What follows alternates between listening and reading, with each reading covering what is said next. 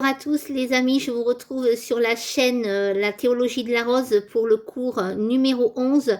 Nous allons voir aujourd'hui un grand thème théologique qui est le point central de toute l'histoire de l'humanité, la chute originelle en Éden. Alors comme vous le savez les amis, le serpent est venu donc parler à Ève. Le serpent était la plus rusée de tous les animaux des champs que le Seigneur Dieu avait fait, nous dit la Bible. Et il va aller voir la femme et il va lui dire « Est-ce vrai que vous ne devez pas manger des fruits de l'arbre du jardin ?» Et la femme va répondre donc au serpent « Nous mangeons les fruits de l'arbre des arbres du jardin, mais pour le fruit de l'arbre qui est au milieu du jardin, Dieu a dit, vous n'en mangerez pas, vous n'y toucherez pas, sinon vous mourrez. » Et alors là, le serpent va dire donc à la femme, mais non, vous ne mourrez pas du tout. Dieu sait que le jour où vous en mangerez, vos yeux s'ouvriront et vous serez comme des dieux, connaissant le bien et le mal. La femme s'aperçut que le fruit de l'arbre devait être savoureux, qu'il était agréable à regarder et qu'il était désirable cet arbre, puisqu'il donnait bien cette connaissance. Alors elle prit de son fruit et en mangea, et puis elle en donna aussi donc à son mari et il en mangea. Alors ici, que se passe-t-il exactement? Alors déjà, Satan, ici, qui signifie l'opposant, qui est un esprit qui est opposé au divin, d'où son nom, l'opposant, va prendre possession donc du serpent afin d'établir avec l'homme une communication. Le but, nous le comprendrons lorsque nous étudierons plus en profondeur qui est Satan dans un prochain cours, mais son but, c'est de faire chuter la créature humaine de Dieu, car elle est créée à l'image de Dieu. Et pour cela, eh bien, il va utiliser la manipulation, la ruse et le mensonge en passant par l'âme et le corps de l'homme. Alors, dans l'âme, Satan va laisser donc entendre à Ève que ce fruit de la connaissance du bien et du mal va lui donner une grande connaissance, un pouvoir égal à celui de son créateur. Vous serez comme Dieu. Et Ève va alors bien se laisser entraîner par ce désir de vouloir être comme Dieu, et cela va faire naître en elle l'ego. On peut donc dire que bien, l'ego est né au début de l'histoire de l'humanité, dans l'être humain, du désir d'être comme Dieu.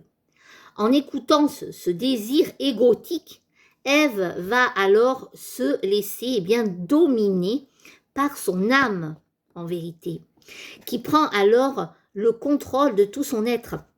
Elle décide de devenir elle-même le maître, croyant détenir une connaissance, la rendant capable d'agir non plus pour Dieu et la création, tel que Dieu avait défini son projet pour sa créature, mais pour sa propre satisfaction, pour son propre désir, celui d'être comme Dieu et ainsi de pouvoir satisfaire son âme et sa chair.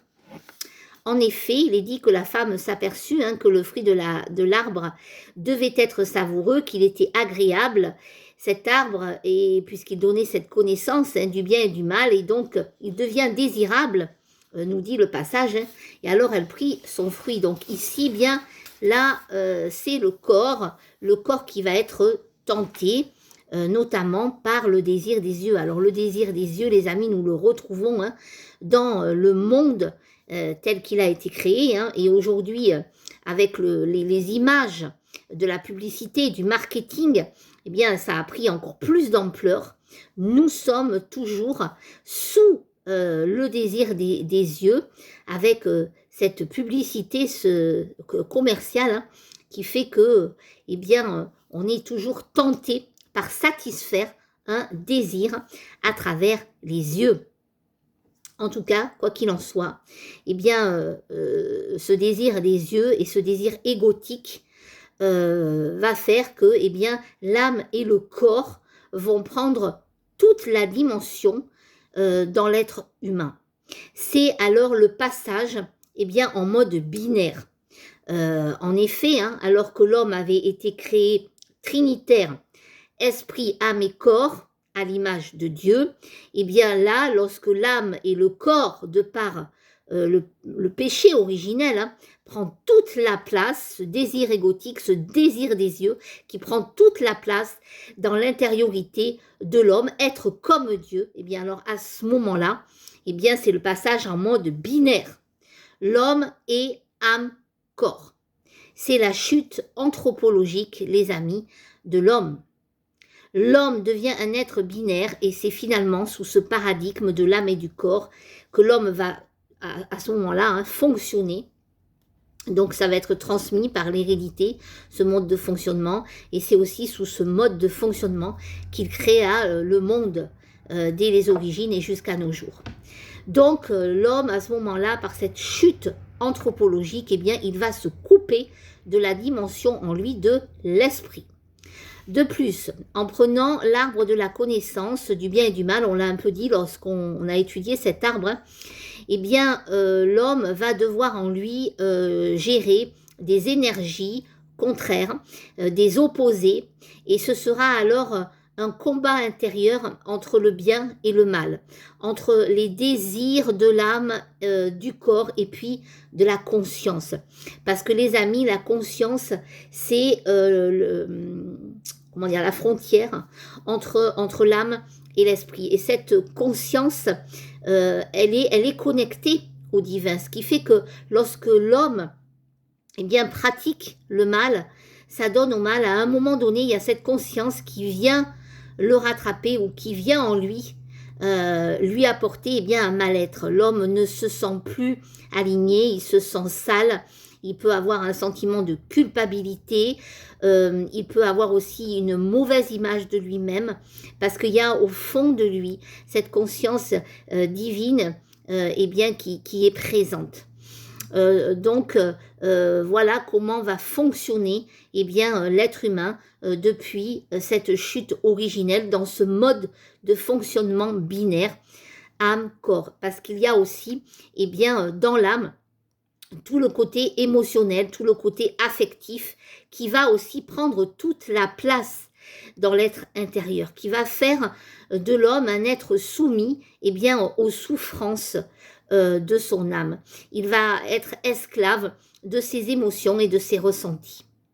Et puis au niveau du corps, le serpent aussi représente l'animalité. Et le fait que l'homme se soit placé sous la domination de ce serpent engendre en lui eh bien, des énergies difficiles à maîtriser, des pulsions, des réactions instinctives, voire bestiales, et des désirs charnels non maîtrisés. Voilà comment est né eh bien, le péché dans l'homme, péché qui se traduit en latin par rater la cible. Eh bien oui, l'homme, il a raté la cible eh bien, du divin en lui. La cible de l'esprit, cette dimension spirituelle qui était en lui, il a raté la cible de ce mode trinitaire pour se placer en mode binaire. Et comme nous l'avons vu, l'être humain, eh bien c'est déchu de cette dimension. Il a raté la cible de l'humano divin tel qu'il avait été conçu à l'origine. Donc, en effet, hein, il a choisi donc par lui-même, cet homme, hein, dans son libre arbitre, hein, ça nous l'avions vu également, hein, il a choisi par lui-même et surtout pour lui-même, pour son ego, eh bien de prendre le fruit de cet arbre, d'écouter la voix de ce serpent. Il n'a même pas eh bien, tenu compte de l'avertissement divin qui avait dit, hein, si vous touchez de l'arbre, vous mourrez. Eh bien, même ça, il n'en a pas tenu compte, hein. Satan, bien sûr, qui est le père du mensonge, hein, lui a dit mais non, vous ne mourrez pas. Hein. Donc, en fait, la créature, elle s'est fait leurrer. Et finalement, ce désir égotique hein, d'être comme Dieu, d'avoir vraiment de ce fruit de cet arbre, eh bien, a fait d'elle eh bien, un esclave.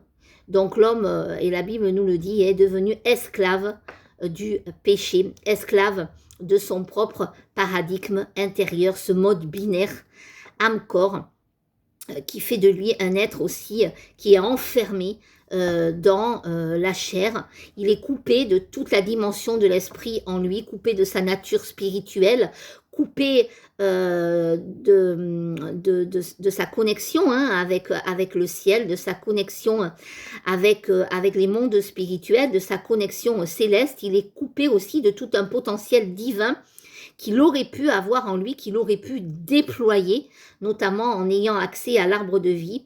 Et bien donc en chutant, voilà, et bien il s'est coupé de cette troisième dimension de lui-même. Donc oui, l'être humain est un être déchu depuis la chute en Éden, et on va le voir, cela va aussi avoir des tristes conséquences sur tout le monde qu'il va créer. On le verra un peu plus en détail, et sur son intériorité également, la façon dont il va fonctionner. Donc, eh bien, ce qu'on peut dire en tout cas, c'est que cette créature humaine qui avait vocation à devenir un humano divin en tenant en elle le ciel et la terre, eh bien, elle a choisi de se séparer de son créateur. Elle a coupé sa reliance, sa connexion, sa relation, sa filiation avec lui, et elle a perdu son identité céleste en obéissant au serpent. Elle lui donnera bien autorité sur sa vie, et donc elle va rester prisonnière dans la matière et dans la chair. Voilà les amis, on se retrouve pour un prochain cours. Soyez bénis.